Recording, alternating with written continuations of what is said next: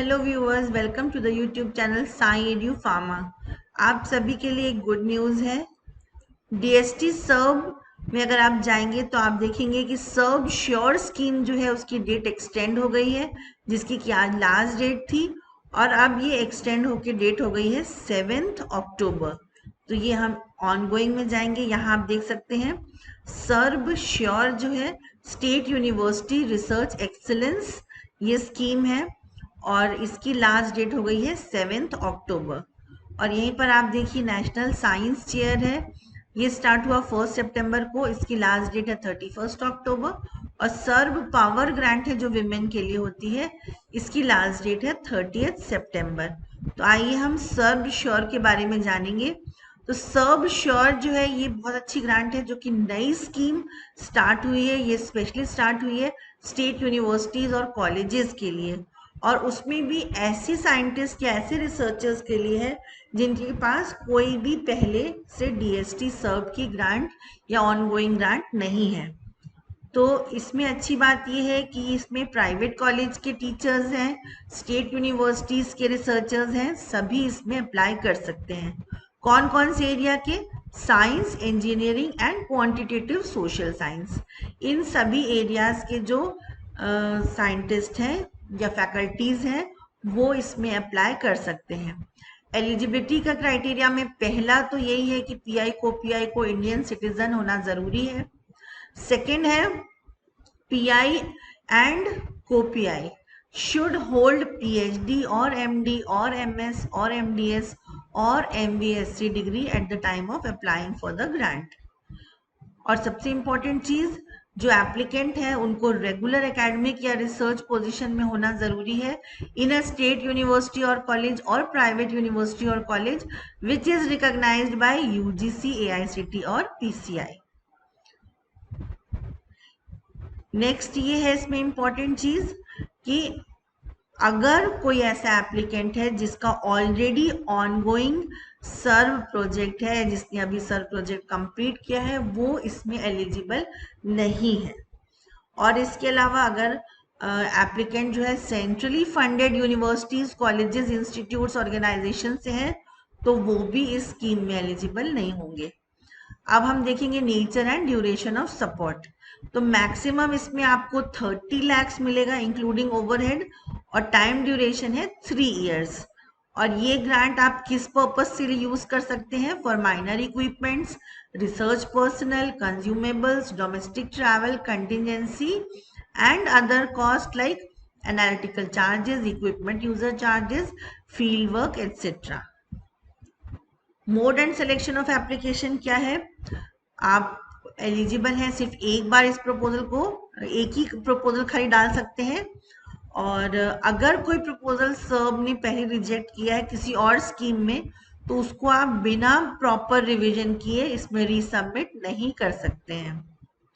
और इसकी वेबसाइट आप सभी जानते हैं www.serveonline.in है, और साथ ही साथ serve.gov.in है। वहां पर कॉल फॉर एप्लीकेशंस आता है, जैसे अभी कॉल फॉर एप्लीकेशन चल रही है। और इसमें सिलेक्शन जो है वो एक प्रोग्राम एडवाइजरी कमेटी बनेगी, पीएसी कमेटी, जो कि कॉन्स्टिट्यूट करेंगे सर्व, और वहां पर उनकी रिकमेंडेशन से ही फाइनल डिसीजन लिया जाएगा। तो कैसे हमको अप्लाई करना है? सबसे पहले आपको अपने आप को रजिस्टर करना है वेबसाइट में। फिर आप वहां पर जब लॉगिन करेंगे तो आपको पहले अपने प्रोफाइल डिटेल्स डालने हैं। प्रोफाइल डिटेल्स डालने के बाद आपको प्रोजेक्ट डिटेल्स डालने हैं, जिसमें प्रोजेक्ट टाइटल होगा मैक्सिमम 500 कैरेक्टर्स का, project summary of 3000 characters, keywords maximum 6, फिर आएगा ऑब्जेक्टिव्स ऑफ द प्रोजेक्ट जो मैक्सिमम 1500 कैरेक्टर्स का होगा, फिर expected output, outcome of the proposal, ये है मैक्सिमम 1500 कैरेक्टर्स, फिर आएगा बजट।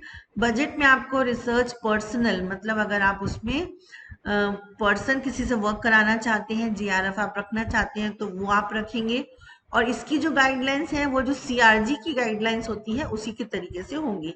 फिर कंज्यूमेबल्स, जैसे कि आप केमिकल्स हैं, ग्लासवेयर्स हैं, कुछ किट्स लेना चाहते हैं। फिर ट्रैवल में आप यूज करेंगे, अगर आपको इक्विपमेंट लेना है तो उसका मॉडल, मेक, उसके लिए आपको कोटेशन बुलवानी होगी। फिर कंटिजेंसी है और ओवरहेड चार्जेस हैं। इन सबको आपको एक प्रोजेक्ट प्रपोजल बनाना है।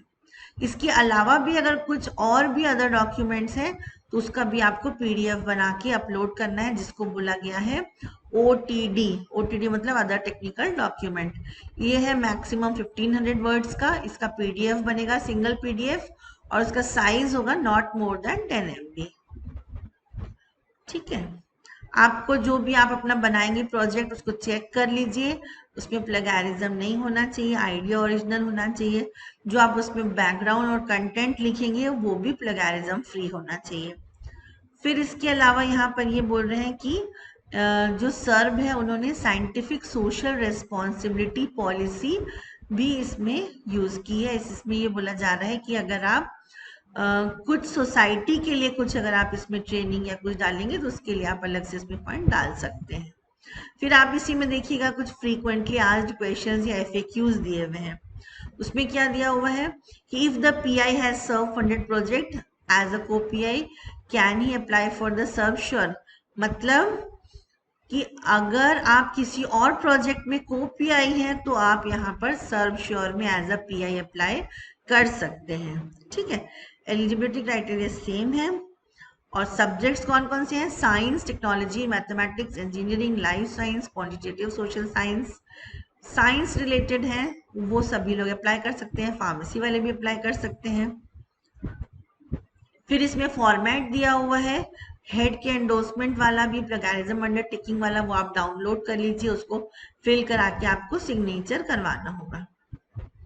ठीक है, उसके बाद यहाँ पर एक चीज और इम्पोर्टेंट है कि ये पूछ रहे हैं कि जो रामानुजन या इंस्पायर फैकल्टी है, रामालिंग स्वामी फेलोज हैं, यूजीसी फैकल्टी रिचार्ज वाले हैं, क्या वो अप्लाई कर सकते हैं? तो yes, they are also eligible to apply provided they have at least 3.5 years of tenure remaining at the time of submission of application। ठीक है, तो ये इस तरीके से इसमें FAQs दिए हुए हैं, आप ये FAQs को अच्छी तरीके से देखिए और उसके बाद फिर आप इसको अप्लाई करें।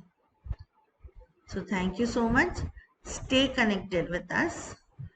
और इसी तरीके के वीडियोस के लिए आप हमारी प्लेलिस्ट है जिसमें कि हमने फंडिंग बाय गवर्नमेंट एजेंसीज पूरा दिया हुआ है, उसको आप देखें।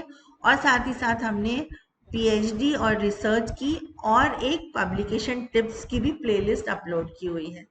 So stay connected with us. और आपको कोई भी क्वेरीज है तो आप हमारे कमेंट सेक्शन में लिख के पूछ सकते हैं, आप हमको मेल